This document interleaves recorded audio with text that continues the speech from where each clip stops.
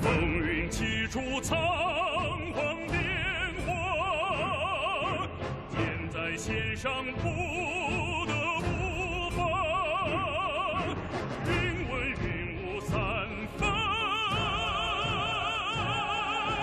天下，凝聚群众可以问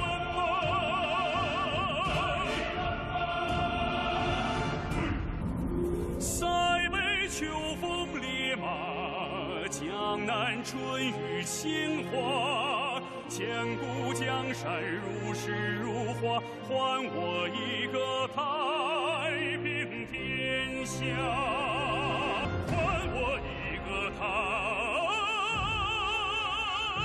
平天下。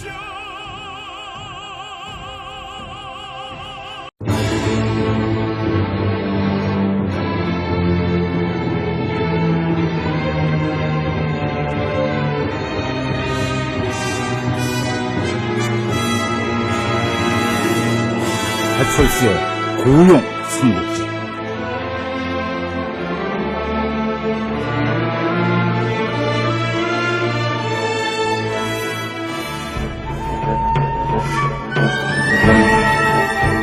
제24부 위왕 조조 그 첫 번째. 일찍이 제갈공명이 유비를 처음 만났을 때 주장했던 천하 삼분지계란 북방의 조조와 강동의 선곤에 대항하기 위해 서촉과 형주를 발판으로 삼아야 한다는 것이었다. 그리고 마침내 유비는 공명의 계획대로 서촉과 형주를 석권하고 삼국의 일각을 차지하는 데 성공했다. 이런 유비의 눈부신 성공에 대해 선곤은 형주의 반환을 주장하며 호시탐탐 형주를 노리고 있었지만 오나라는 쉽사리 움직일 수가 없었다. 형주에는 바로 그 유명한 관우가 있었기 때문이다.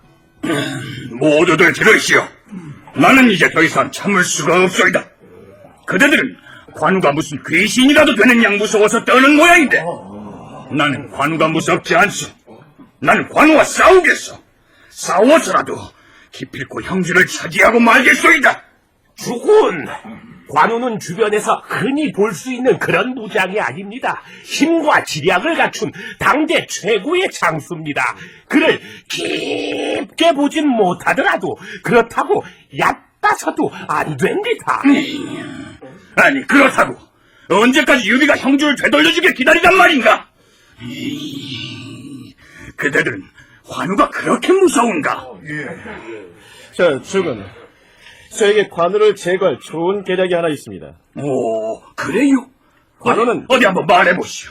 관우는 수염이 깁니다. 모두들 아시죠? 그렇지.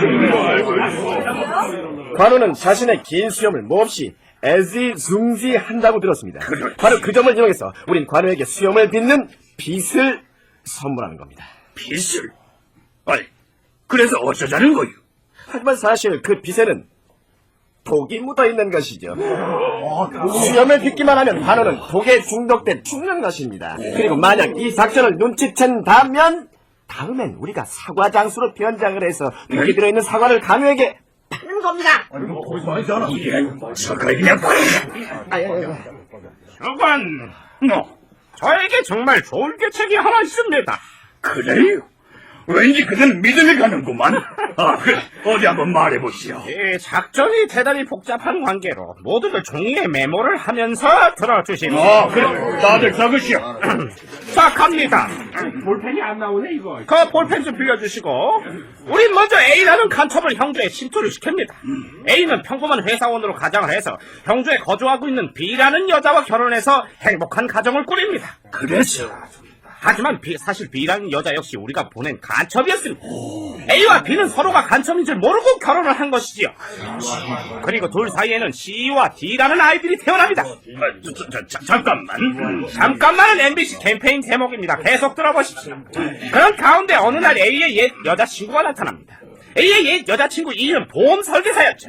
그녀는 A에게 생명보험에 들 것을 권유합니다. 그래서 A는 생명보험에 들게 됩니다. 그로부터 얼마 후 A는 변사체로 발견됩니다. 저기 일복, 아니 지금 무슨 얘기를 하는 건가? 끝까지 들어보시라니까요. A는 죽었고 이제 그가 남긴 것은 엄청난 생명보험금입니다. 그렇다면 과연 그 보험금은 누가 갖게 될까요? 부인 B일까요? 아니면 자식인 C와 D일까요? 아니면 얘 여자친구였던 E일까요? 글쎄, 그게 누굴까? 그건 바로 관우입니다. 아니 그게 도대체 무슨 말인가? 관우가 왜 보험금을 타? 간첩 A는 보험금을 관우 앞으로 들었던 것입니다. 그래서 관우는 보험금을 타라는 연락을 받고 영문도 모른 채 보험회사로 오게 됩니다. 우리 바로 그때 관우를 암살한 것입니다. 어떻습니까, 제 작전이? 너 그때 그 앵무새 신하 맞지? 그렇습니다. 네 이름이 뭐냐? 이름은 없고 그냥 신하 3입니다. 듣거라! 이 녀석은 애나에게 일러서 평생 신하 3만 맡기도록 해라! 에라이 한심한 놈! 에라이 저리 가! 정지도 해야 됩니다. 저리 가라 이놈아! 죽여! 넌 또 뭐냐? 신하 1입니다, 죽은. 그래, 신하 1. 그대도 무슨 할 말이 있는가? 죽은 다시 한번 말씀드리지만 관우는 어렵게 대적하진 않더라도 그렇다고 쉽게 대적할 상대가 아닙니다. 그와는 적이 되기보다는 동지가 되는 게 우리에게 더 유리합니다. 아니, 관우와 동지가 되라고? 죽은에게는 아드님이 계시죠. 그렇지. 듣자하니 관우에게도 장성한 딸이 있다고 들었습니다. 관우와 사돈 관계를 맺으십시오. 관우와 사돈지간이 된다면 조조도 감히 우리를 어쩌지 못할 것입니다. 지금 즉시 형주로 사신을 보내서 관우에게 청혼을 해보십시오. 그대가 나와 결혼을 해준다면. 그로부터 얼마 후 오나라의 사신이 형주에 도착한다. 관장군님. 안녕하십니까. 그래, 안녕하오. 그래, 무슨 일로 왔어? 저는 아주 좋은 소식을 가지고 왔습니다. 아이, 좋은 소식이라고. 그렇습니다. 우리 오나라의 손장군께서는 평소부터 늘 관우 장군을 흠모해 오셨습니다. 어떻게 하면 관장군과 가까워질까 고민 끝에 사돈을 맺으면 어떨까 하는 아이디어를 내놓으셨습니다. 아니, 뭐라? 손권과 내가 사돈이 된다고? 그렇습니다. 우리 주군의 아드님과 장군의 따님이 결혼을 하시는 거죠. 어떻습니까? 말은 고맙네만. 아니 되겠네. 아니 안 되다니요. 어째서? 내 얘기를 좀 들어보게. 자네는 호랑이의 자식이 개의 자식, 즉 개자식하고 결혼한다는 얘기를 들어본 적이 있나? 개자식? 어찌 감히 내 딸이 선골의 자식놈과 결혼한단 말인가? 썩 물러가라!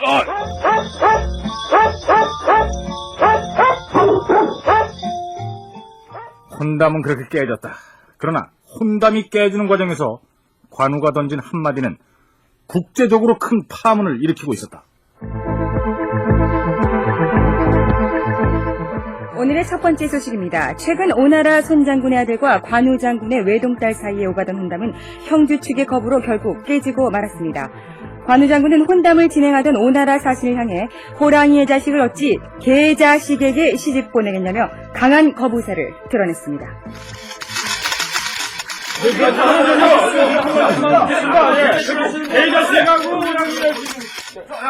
자, 기자님 빨리 나오세요. 네. 관장님 한 말씀 묻겠습니다. 저 호랑이 자식을 개 자식한테 시집 보낼 수 없다고 하셨는데 정말로 그렇게 말씀하셨습니까? 뭐 조금 와전되긴 했지만 의미는 그렇습니다. 하지만 아무리 그래도 그 일국의 군주에게 그 너무 심한 표현이 아닌가요? 듣고 보니 좀 심했던 것 같기는 같습니다. 그래서 그렇다면 손장군에게 사과하실 생각은 없으십니까? 앞으로 다시는 손곤에게 개라고 부르지 않겠습니다. 대신에 우리 집 개를 손곤이라고 부르겠어. 손곤아, 아이고 자식, 그만 흔들고.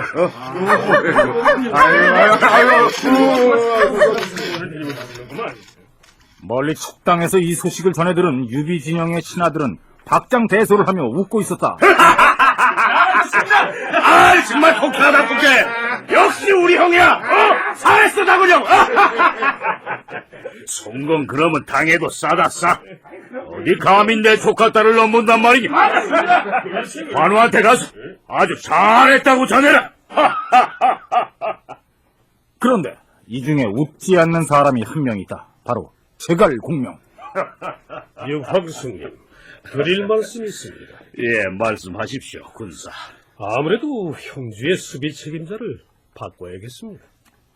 예? 아니, 관우가 무슨 잘못이라도 했습니까? 저는 분명히 관장군에게 경고했었습니다. 오나라와는 평화적인 관계를 유지해야 한다고요. 그런데 관장군은 되려 오나라를 모욕하고 있습니다. 쓰잘데기 없는 공명심에 불타서, 아니 정작 이 공명도 가만히 있는데 집값게 뭔데 공명심이야. 공명심이. 죄송합니다. 이 하늘할 옆에서 자꾸 돌리니까 제가 너무 오버했습니다. 다시 제자리로 들어가서, 관장군의 저 지나친 자신감은 언젠가 분명히 화를 불러일으킬 것입니다. 군사, 관우는 누구보다도 제가 잘 압니다. 30년이 넘는 세월을 지켜봐 왔어요. 관우가 누굽니까? 걱정하지 마십시오. 그냥 한번 주의나 주고 끝내시죠. 역사의 가정이란 없다지만 유비가 이때 만약 공명의 경고를 좀 더 주의 깊게 생각했다면 삼국의 역사는 어떻게 바뀌었을까? 적에게조차 존경의 대상이었던 용맹과 충절의 화신 관우. 그러나 그의 이런 지나친 자부심은 이제 그에게 엄청난 운명의 대가를 지불하게 하는데, 하지만 어쨌든 그것은 좀 더 후일의 일이고 지금 이 시각 졸지의 개가 된 송곳는 길길이 날뛰고 있었다. 전군의 출동 명령을 내려라! 저 건방진 관우놈에게 본때를 보여주고 말겠다. 무엇들 하느냐? 어서 출전 준비를 하라! 주군, 제발 고정하십시오. 고정? 너 같으면 고정하겠냐? 관우가 나보고 개라고 했다. 저 수염긴 깡패 같은 놈이 나보고 개라고 했단 말이다. 주군, 함부로 움직여서는 아니 됩니다. 북방에 조조가 있습니다. 적은 관우만이 아닙니다. 모두들 잘 들어라. 앞으로 내 앞에서 관우라는 이름조차 꺼내지 말라.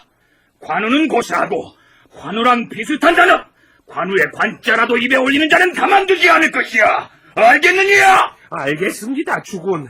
제발 고정하시고 몸을 가누십시오. 뭐? 몸을 관우십시오? 너 내 앞에서 관우라고 얘기하지 말랬지!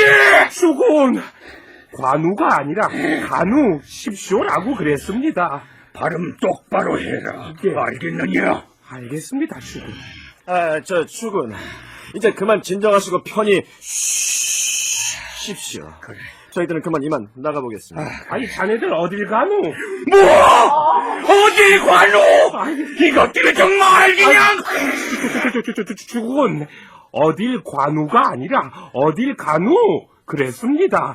제발 고정하시고, 자자, 마음도 가라앉힐 겸 음악이나 좀 들으십시오.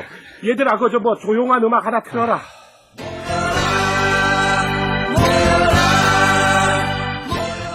아이씨, 니들 지금 장난하냐?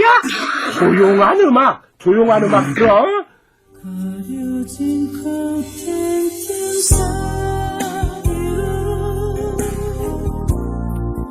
아, 좋다. 그래, 노래 좋구만. 그래, 마음이 아주 착 가라앉는구만. 노래 좋죠, 주군? 그래, 아주 좋구만. 근데 이건 누구 노래야? 이 명창 조동달 선생님의 아들인 조관우라는 가수 노래입니다. 관우! 야! 뭐 듣고 싶냐? 관우의 말 한마디 때문에 축과 오나라 사이에 긴장이 오가던 그 시각, 선자인 헌제는 오늘도 궁궐 깊숙한 곳에서 깊은 시름에 잠겨 있었다. 폐야, 어인을 그렇게 한숨을 쉬십니까? 복강호가 오셨구려. 그냥 내 신세가 하도 처량해서 그랬어. 복황후는 헌제의 정실부인, 우리로 치면 중전마마다. 그녀는 헌제가 어릴 때부터 고락을 함께했던 조강지처였다. 남자들은 조강지처한테 잘해야 된다. 뭐 특별히 예를 들 것도 없이 그냥 나만큼만 하면 된다. 아니, 황후.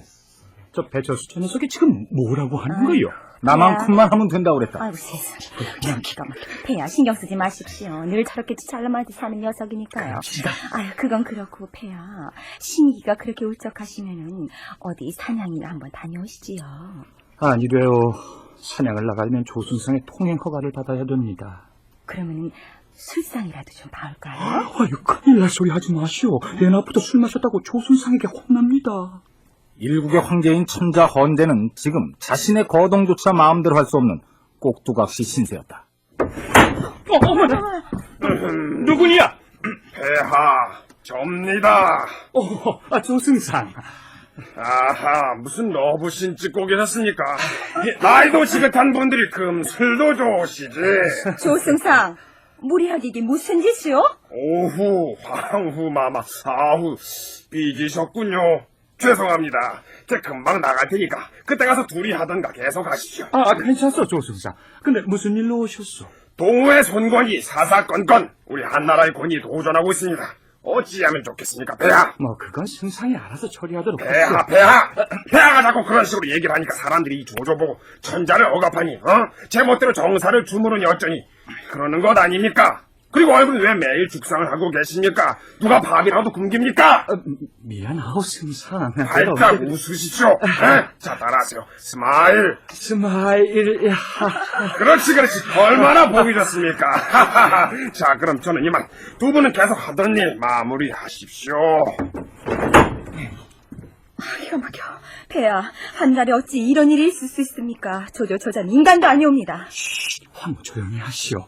사방에 조조의 신복들이 깔려있소이다. 누가 들으면 어쩌려고 그러시오. 폐야, 저 무리한 자에게 본때를 보여주고 말겠습니다. 황후 미쳤어요? 예전에 동규비도 그러다가 조조에게 무참히 죽고 말았소. 참으시오. 아닙니다. 이렇게 무시를 당하느니 차라리 죽는 게 낫습니다. 조조 너 사랑과 정의 이름으로 용서하지 않겠다. 곡황후는 과연 조조를 미안하다. 사랑과 정의의 이름으로 용서치 않을 수 있을 것인가? 고용삼국지 내일 이 시간을 기대하십시오. 지금까지 출연 정성화, 박희진, 문천식, 이인성, 이철용, 안장혁, 박규인, 송준석, 김용준, 이상훈이었습니다. 안녕히 계십시오.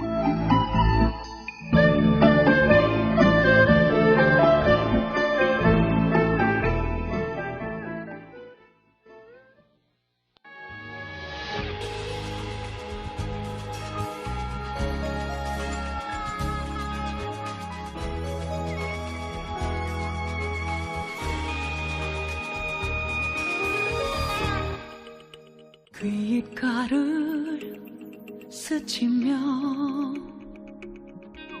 세차게 부는 바람 허공이 아닌 내 마음을 가르네 바람에 뒤를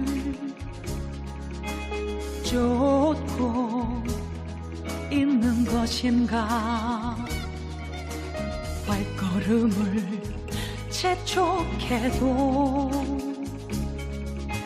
잡히지 않네